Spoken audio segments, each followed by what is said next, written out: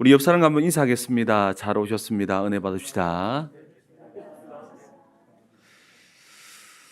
요즘 날씨가 많이 쌀쌀해진 것 같은데 감기 걸리지 않도록 유의하시기 바랍니다. 오늘 저는 여러분과 함께 복으로 사는 존재라는 제목으로 함께 말씀을 나누겠습니다.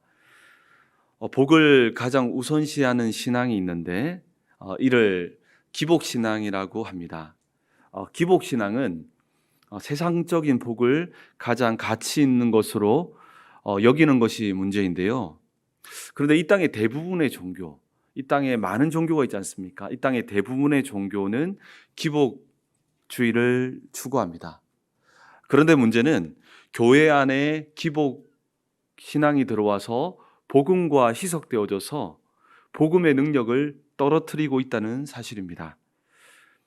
교회 안에 들어온 기복신앙은 복음을 가진 자라면, 복음을 이해하고 복음을 깨달은 자라면 금방 잘못된 신앙임을 깨닫게 됩니다.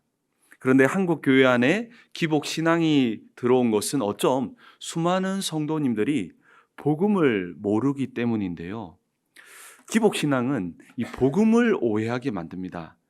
이로 인해서 간단한 문제가 아닌 영생에서 멀어지게 만듭니다. 전도 폭발 전도문에 보면 일시적 현세적 믿음은 구원받는 참 믿음이 아닙니다라고 복음을 전할 때 이렇게 전합니다. 이런 문구가 있는데요. 여기에 현세적 믿음은 기복신앙을 말하는데요. 이 기복신앙은요, 영생에서 멀어지게 만들며 구원 얻는 참 믿음이 아니라고 성경은 말하고 있습니다. 이 기복신앙의 무서움은요, 굉장히 매력적이고 논리적이라는 데 있습니다. 기복신앙은 복음 전파를 위해서 가난한 자를 돕기 위해서는 반드시 부를 쌓고 성공해야 한다는 논리를 가집니다. 사실 이 논리는요, 굉장히 매력적이고요, 논리적이며 설득력이 있습니다. 그런데요, 맞는 말이라고 해서, 논리적이라고 해서 모두 진리는 아닙니다. 이러한 가르침은 교회 내 성도뿐 아니라 세상 사람들까지도 이러한 메시지는 열광시킬 수 있지만 복음은 아닙니다. 선교와 전도를 하려면 돈이 필요하고 약자를 도우려면 권력과 힘이 필요하지 않습니까? 이를 위해 높이 올라가야 한다는 고지론을 주장하는 기복신앙은 굉장히 복음적인 것처럼 보입니다. 물론 선한 목적을 이루기 위해서 부자가 되고 높은 자리에 올라갈 수 있으면 올라가면 됩니다. 그런데 복음은 높이 올라가는 것을 목적으로 하지 않는다는 것입니다. 복음은 생명을 살리는 것을 목적으로 하며 이를 위해 가난할 수도 부할 수도 낮은 자리에 있을 수도 높은 자리에 있을 수도 있는데 모두 쓰임받을 수 있습니다. 왜냐하면 이 복음은 하나님께서 하시는 일이기 때문입니다. 하나님께서 주도하시는 일이기 때문이죠. 복음은 부자든 가난한 자든 권력자든 약자든 상관없습니다. 우리에게 능력 주시는 자 안에서 모든 것이 가능한 것이 복음임을 믿으시기 바랍니다. 그런데 기복신앙은 부를 추구하고 성공만을 추구합니다. 그 자체가 나쁜 것은 아니지만 목적이 되어버린 순간 만나게 되는 세상 신이 있는데요. 그것이 바로 맘몬신입니다. 맘몬은요, 재물의 신을 말하는데요. 자신도 모르게 세속주의와 재물의 탐욕에 사로잡히게 된다는 것이죠. 왜냐하면 여러분, 인간은요, 생각보다 연약하기에 돈 앞에 장사가 없다는 말이 있듯이 결국 맘몬주의에 쉽게 사로잡히게 되는 존재라는 것이죠. 여러분, 마태복음 6장 24절을 아시죠? 마태복음 6장 24절에 보면 이렇게 말씀하고 있습니다. 한 사람이 두 주인을 섬기지 못할 것이니 혹 이를 미워하고 혹 저를 사랑하거나 혹 이를 중히 여기고 저를 경히 여김이라. 너희가 하나님과 재물을 겸하여 섬기지 못하느니라. 너희가 하나님과 재물을 겸하여 섬기지 못하느니라. 여러분, 마태복음 누가 기록했습니까? 세리 마태. 세리는요, 굉장한 돈을 만졌던 사람 아닙니까? 이 마태가요, 이 하나님과 재물을 겸하여 섬기지 못한다고 할 때 이 재물의 단어를 어떤 단어를 사용했냐면, 이 마태는 정말 돈을 많이 만져서 사실은요, 이 세리들은요, 처음에 순수한 마음으로 시작했지 모르겠으나 결국 모든 세리들은 돈에 장악돼서 결국은요, 이스라엘 민족의 피를 뽑아먹는, 정말 부를 쌓기 위해서 이제는요, 형제들까지 짓밟아버리게 되는 위치에 서게 되는 것을 마태는 경험했습니다. 그 마태는 뭐라고 고백합니까? 이 재물을 향해서 어떤 단어를 쓰냐면, 여기에 하나님과 재물을 겸하여 섬기지 못하느니라고 하는 이 재물의 헬라어 단어가 바로 맘몬입니다. 이 마태는요, 이 맘몬 신이라고 하는 이 개념을 가져와서 이 내용을 쓰는 겁니다. 그래서 하나님과 재물의 신인 맘몬을 함께 섬기지 못한다라고 말하는데요. 이는 우리가 만약 맘몬의 우상에 빠져 있으면 우리의 모든 예배, 우리의 모든 헌신은 헛된 것이 된다라고 말하고 있는 것입니다. 그런데 기복신앙은 우리에게 하나님과 함께 재물을 섬길 수 있다라고 유혹합니다. 대부분의 사람들이 그렇게 살아가니까 상관없다라고 우리에게 유혹하고 있다는 것이죠. 복음은 기복신앙을 추구하지 않습니다. 그리스도께서는 별 볼 일 없는 지역, 가난한 가정에서 보잘것없는 모습으로 세상을 살리셨습니다. 예수님의 삶을 통해 어떠한 삶을 살아야 하는지를 직접 보여주셨습니다. 그리스도께서는요, 영광스러운 하늘에서 보잘것없는 땅으로 내려오셨습니다. 천국의 왕에서 이 땅의 종으로 전락하셨고요, 천국의 왕궁에서 이 땅의 가축의 구유로 낮아지셨습니다. 오병이어의 기적을 경험한 후에 사람들은 이렇게 말합니다. 이제 예수님께서는요, 왕으로 서서 세상을 바꾸어 주길 원했습니다. 이제 예수님께서는 임금으로 서서 이 세상을 바꾸어 주기를 그 오병이어를 경험한 5천 명의 사람들은 기대했습니다. 그런데 예수님께서는요, 단호히 거절하시고 종의 모습으로 사람들이 혐오하는 십자가를 통해 주의 뜻을 이루셨습니다. 이를 통해 오직 하나님의 영광만이 드러나게 하셨습니다. 부활하신 후에도요, 예루살렘이 아닌 빈약한 갈릴리로 가셔서 여전히 사회적으로 낮은 그 제자들을 통해서 하나님 나라를 세워 가십니다. 성경 어디에도 힘을 키운 다음에, 부자가 된 다음에 하나님 나라 사역에 동참하라고 말하지 않습니다. 복음은 도리어 우리의 모습과 상관없이 오병이어를 드릴 때, 우리가 드릴 수 있는 정말 작은 것이라도 우리가 중심을 다루는 오병이어를 드릴 때 하나님께서 직접 5천 명을 먹여 살린다라고 말씀하고 있습니다. 높이 올라가지 말라는 말이 아닙니다. 높이 올라갈 수 있으면 올라가면 좋습니다. 그런데 그것이 인생의 목적이 아니라는 것입니다. 그것이 신앙의 목적이 아니라는 것입니다. 만몬을 섬겨서는 안 된다는 것이죠. 하나님의 나라는 위대한 사람이 아닌 정직하고 순결한 사람을 필요로 합니다. 하나님 나라는요, 성공한 사람이 아닌 실패한 인생이라도 오직 복음을 위해 살아가기를 결단한 사람을 찾고 있다는 것이죠. 이와 같이 기복주의 신앙, 기복신앙은 우리가 정말 주의해야 합니다. 저건 저 사람의 이야기 아니에요. 우리 내면에 얼마나 뿌리 내려오는지 모릅니다. 이와 같이 기복신앙은요, 정말 주의를 기울여야 하는 위험한 신앙입니다. 그런데 우리가 주의를 기울여야 또 다른 신앙이 있는데요, 그것은 기복신앙을 너무 경계한 나머지 하나님의 복에 관심을 가지지 않는 신앙입니다. 복에 아무 관심을 가지지 않는 것이 마치 경건인 것처럼 생각하는 신앙입니다.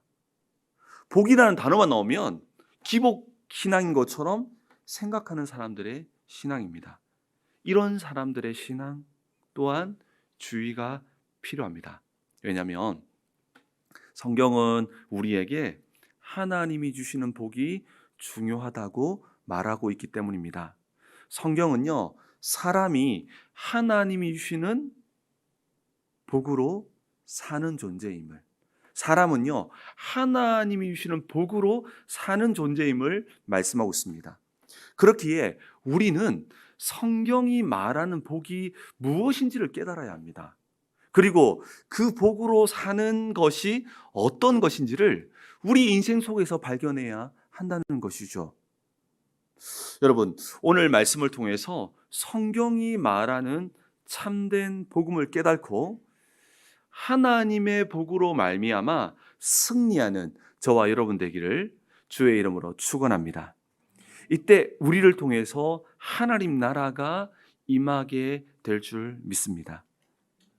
오늘 본문은 하나님께서 인간이 살 수 있는 최상의 환경을 창조하신 후에 여섯째 날에 인간을 창조하시는 장면입니다. 여러분, 이 인간을 창조하는 이 짧은 구절에요, 이 인간을 창조하는 이 장면에 우리가 누구이며 인생이 무엇인지를 알려주고 있습니다. 오늘 읽었던 이 짧은 본문 안에요, 정말 우리가 누구이며 인생이 무엇인지에 대해서 알려주고 있습니다. 오늘 본문은 정말 우리가 누구며 인생은 무엇인지를 선명하게 알려줍니다. 하나님의 형상을 닮은 사람을 창조하시고 다스림의 왕적 통치를 사람에게 위임하십니다.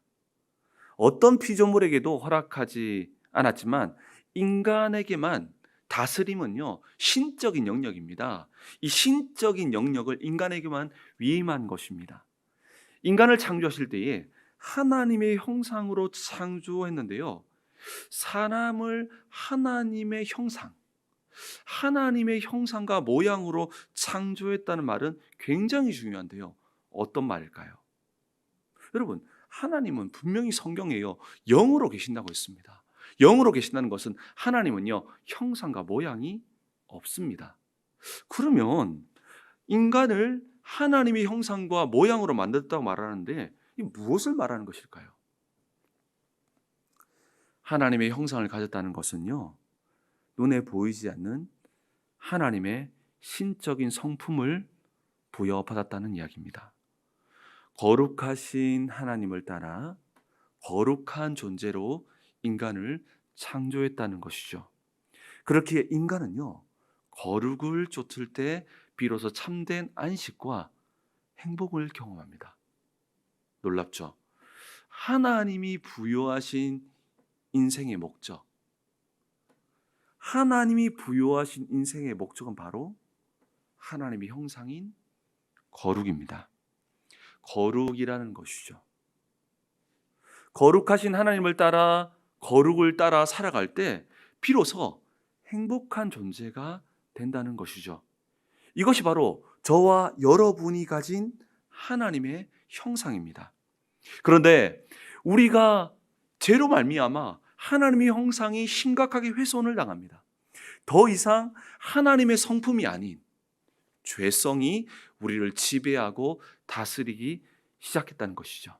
그러니 참된 행복을 잃어버리고 거짓 행복인 쾌락과 탐욕에 빠져서 허무함 속에서 죽어가게 됩니다. 이러한 인생을 향해 하나님께서는 그리스도를 보내셔서 다시금 우리 안에 신적 성품, 하나님의 형상을 회복시켜 주셨습니다.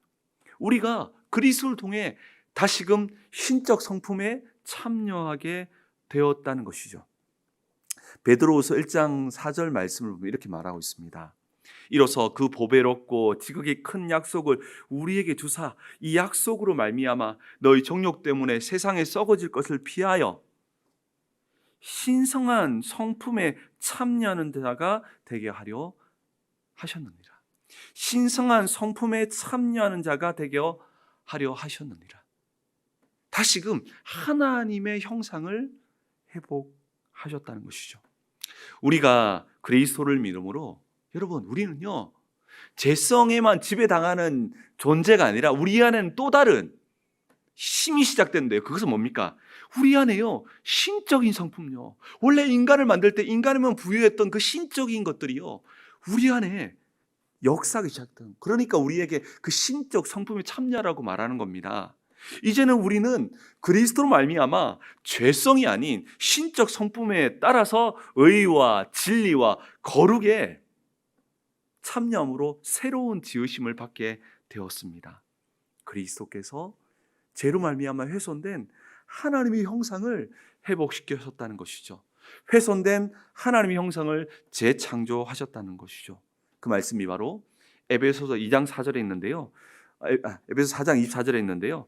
짧은 구절이니까 한번 자막을 보면 한번 같이 한번 읽어볼까요? 한번 같이 한번 읽어봅시다. 읽겠습니다. 시작. 진리와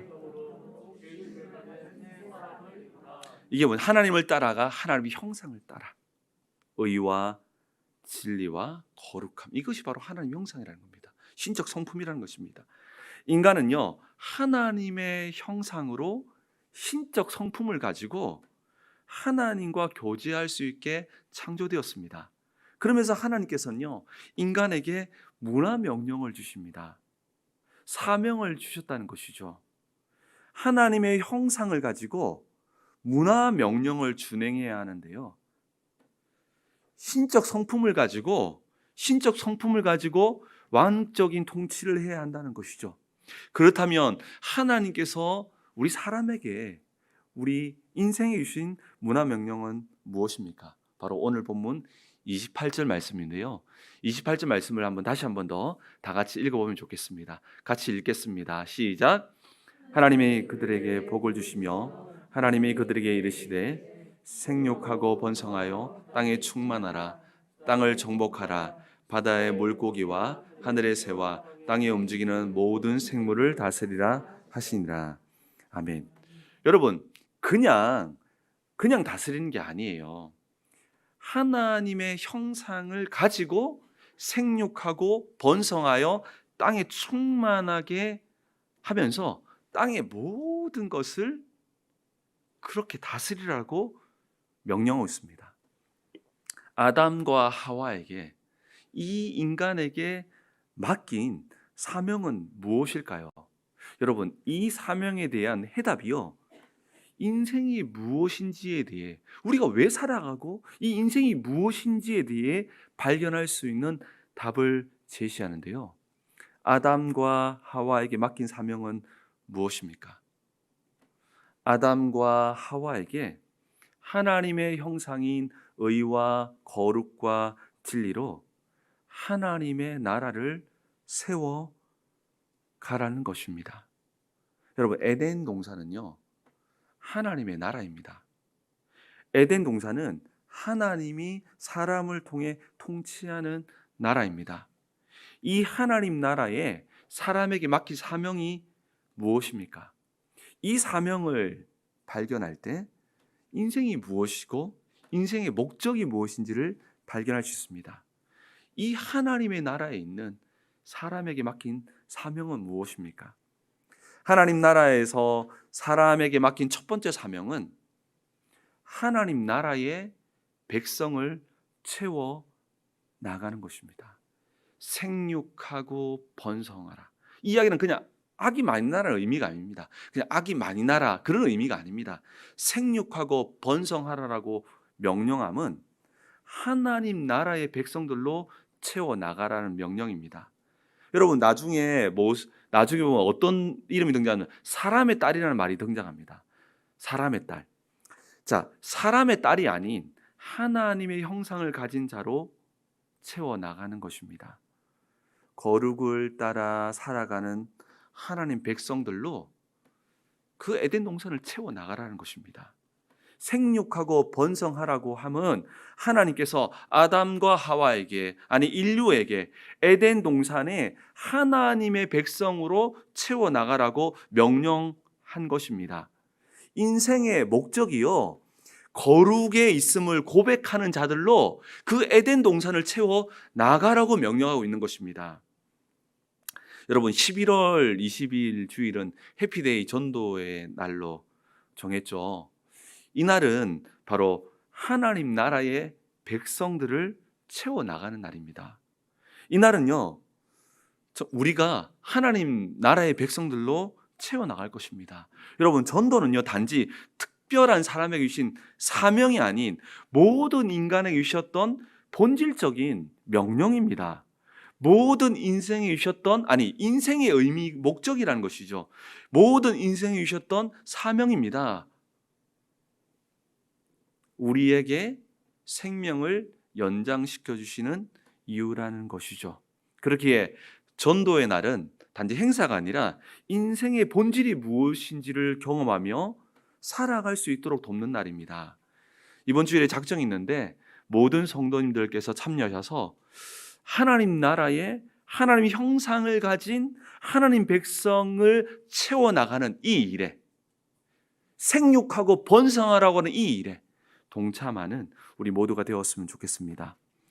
사람에게 주셨던 첫 번째 사명은 하나님의 나라에 하나님의 백성을 채워나가는 것입니다. 정말 오늘 말씀을 통해서 우리 인생이요, 하나님 나라에 하나님의 백성으로 채워나가는, 생육하고 번성하는 사명을 이루는데 우리 모두 쓰임받게 되기를 축복합니다. 이때 우리를 통해서요, 살아나는 역사가 시작되며 하나님 나라가 확장될 줄 믿습니다. 이 하나님 나라의 사명에 맡긴 사명은 무엇일까요?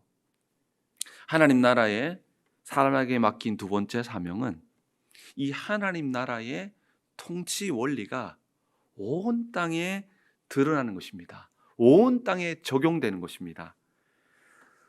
모든 생물을 다스리라, 모든 생물을 다스리라, 이 통치죠. 라함은 에덴 동산에서 하나님의 형상을 가진 인간이 온 세상에 하나님 나라의 통치 원리인 거룩을 편만하게 드러내라는 것입니다. 이 거룩을 모든 영역에 적용시켜 나가라는 것입니다.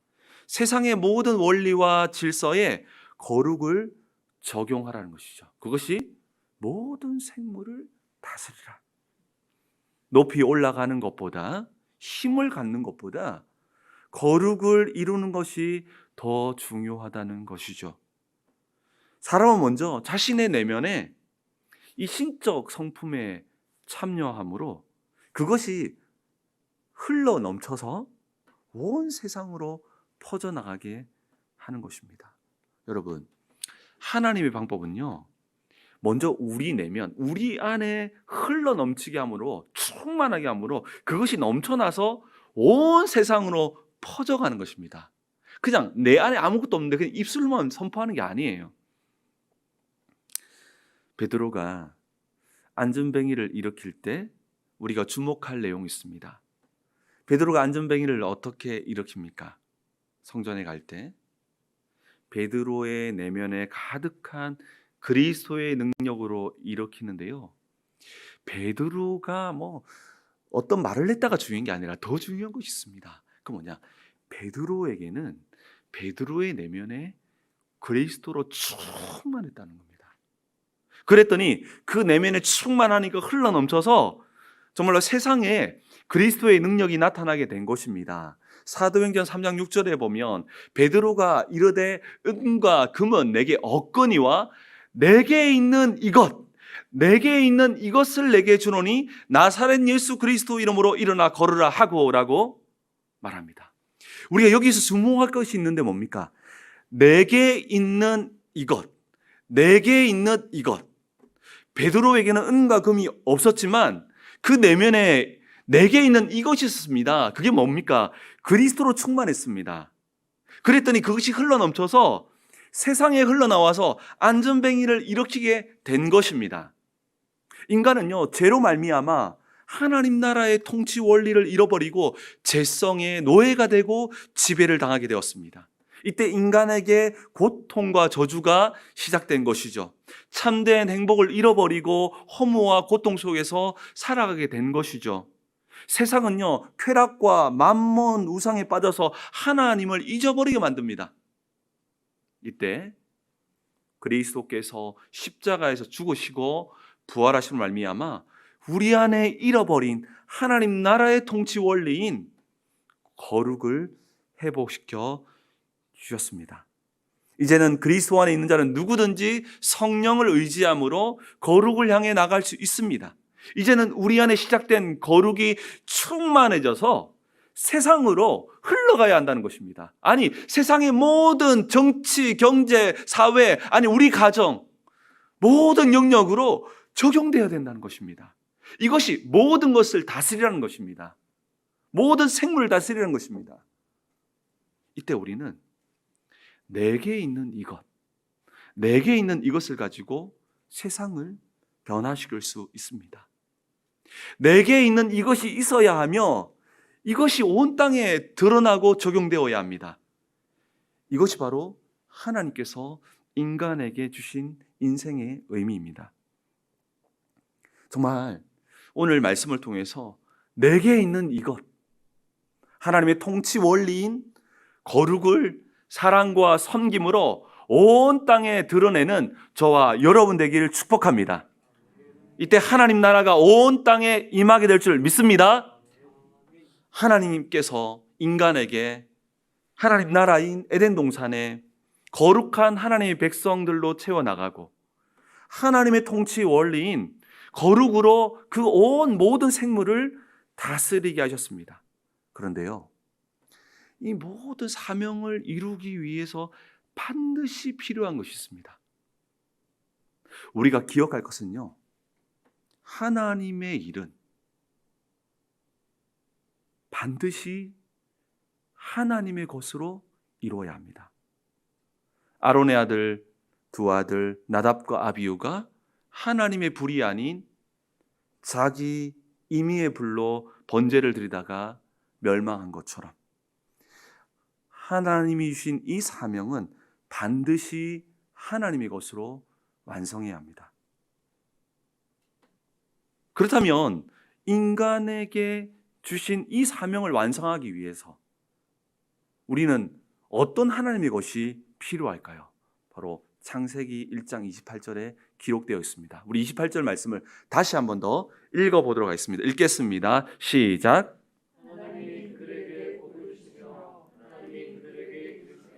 생육하고 번성하여 땅에 충만하라. 땅을 정복하라. 바다의 물고기와 하늘의 새와 땅에 움직이는 모든 생물을 다스리라 하시니라. 아멘. 인간에게 주신 사명은 반드시 하나님의 것을 가지고 완성해야 합니다. 자기의 힘과 노력이 아닙니다.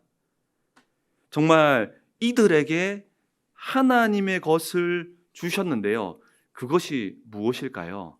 28절에 하나님이 그들에게 복을 주시며 하나님이 그들에게 복을 주시며 하나님이 주신 복을 가지고 우리가 말했던 이 사명을 완수해야 한다는 것이죠. 아담과 하와에게도 마찬가지입니다. 그렇기에 사명을 말씀하시기 전에 하나님이 그들에게 복을 주시며 라는 말씀을 먼저 선포하십니다.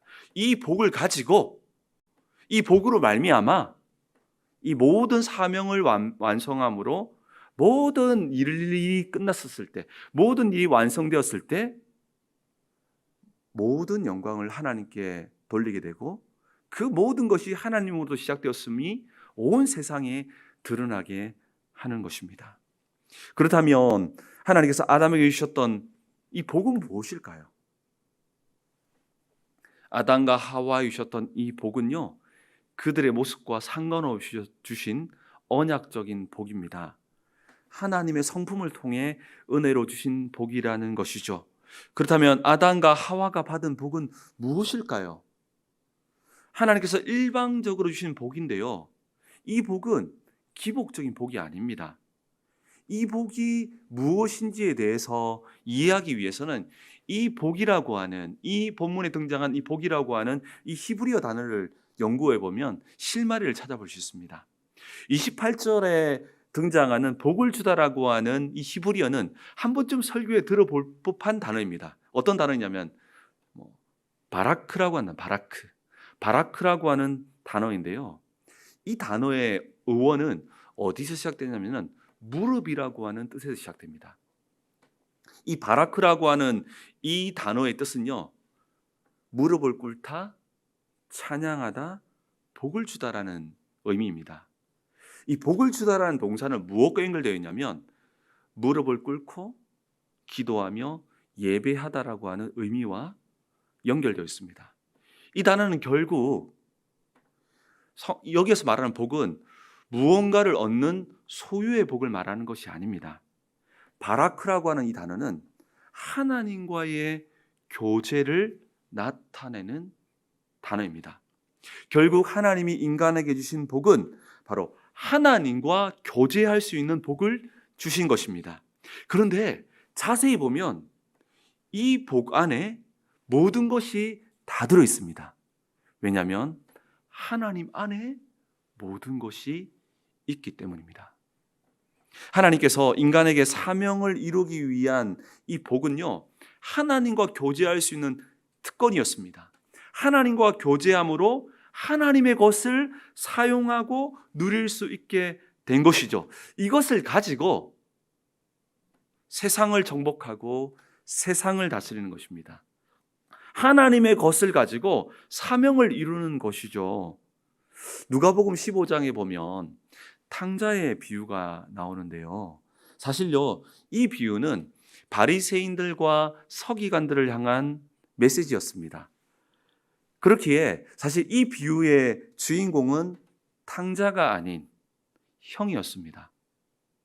막내가, 이 탕자가 재산을 탕진하고 돌아왔을 때에 그 형은 아버지께 불평하죠. 뭐라고 불평합니까? 왜 저 망나니가 돌아왔는데, 저 재산을 다 낭비한 망나니가 돌아왔는데 왜 또다시 이 잔치를 하면서 재산을 낭비합니까? 라고 아버지께 말하면서, 저는 아버지를 잘 섬겼는데 왜 나에게는 친구들과 잔치할 염소 새끼 한 마리 주지 않습니까? 라고 불평합니다. 이때 아버지, 궁극적으로 이 비유에서 들려주기를 원하는 메시지입니다. 아버지는 뭐라고 말합니까? 누가복음 15장 31절 말씀은 짧으니까 한번 자막을 보면서 한번 같이 한번 읽어볼까요? 같이 한번 읽겠습니다. 시작. 이때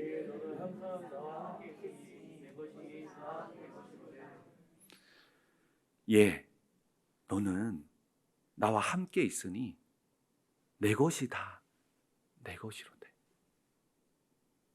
이것이 바로 인간에게 주신 복입니다. 하나님과의 교제를 통해 모든 하나님의 것을 누릴 수 있는 복을 인생에게 주었습니다. 그런데 문제는 이 아담과 하와는 이 복을 받았지만 탕자의 형처럼 누리지 못하고 결국 선악과를 따먹게 됩니다. 이때 하나님께 주신 이 복이 단절됩니다. 하나님과의 교제가 사라지니 이때부터 인간에게 죽음이 찾아왔으며 지옥 같은 삶이 인생에 펼쳐지게 된 것입니다. 이때 그리스도께서 이 땅의 모든 죄를 십자가에서 도말하심으로 하나님과의 교제를 회복하게 하셨습니다. 다시금 하나님과의 교제를 회복함으로 오늘 이 탕자의 형에게 말한 것처럼 하나님의 모든 것을 누릴 수 있게 된 것이죠. 사실 이 복은요, 그냥 갑자기 등장한 게 아닌데 계속 말하고 있습니다. 여러분, 아브라함 아시죠? 아브라함을 통해서도 미리 약속했습니다. 창세기 12장 2절 3절을 제가 읽어드리겠습니다. 내가 너로 큰 민족을 이루고 내게 복을 주어 내 이름을 창대하게 내는 복이 될지라. 너를 축복하는 자에게 내가 복을 내리고 너를 저주하는 자에게 내가 저주하리니 땅의 모든 족속이 너로 말미암아 복을 얻을 것이라. 아브라함에게 주셨던 이 언약을 보면요, 창세기 12장 2절 3절에만 이 바라크라는 단어가 무려 5번이나 나옵니다. 이 복은요, 아브라함이 거부가 될 것이다, 이런 의미가 아닙니다. 소유의 복을 말하는 것이 아니라 궁극적으로는 관계의 복을 말하는 것으로 아브라함을 통해서 그리스도를 보내므로 다시금 이 복을 회복시킬 약속을 말하는 것이고요. 이 복이 바로 하나님과 교제하는 복을 말하는 것입니다. 이 바라크는 결국 예수 그리스도를 말하는 것입니다. 사랑하는 성도 여러분, 우리는 하나님의 것을 가지고 모든 일을 완성해야 합니다. 직장 생활, 가정에서 가사, 자녀 양육, 맡겨진 모든 사명은 하나님의 것으로 완성해야 합니다. 설교하고 있는 저도 저의 열정이 아닌 하나님의 것으로 설교해야 한다는 것이죠. 복음은 우리에게 그리스도께서 잃어버린 바라크를 회복시키셨습니다. 다시 하나님과 교제할 수 있는 길을 여셨다는 것이죠.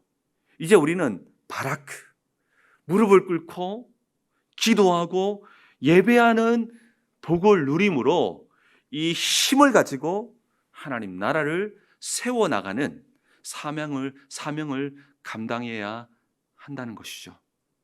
하나님과 교제함으로 이 하나님의 것이 베드로가 고백했던 내게 있는 이것이 되어야 합니다.